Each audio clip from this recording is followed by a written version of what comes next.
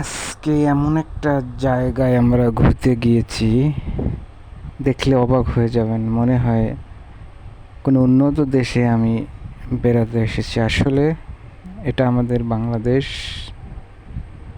দেখুন কত সুন্দর নদী, সমুদ্র সৈকতের মতো একটা অবস্থা।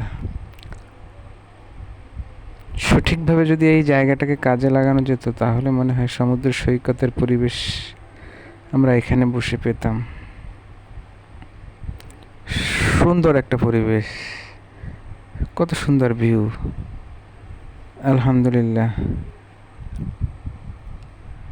দেখুন দর্শক,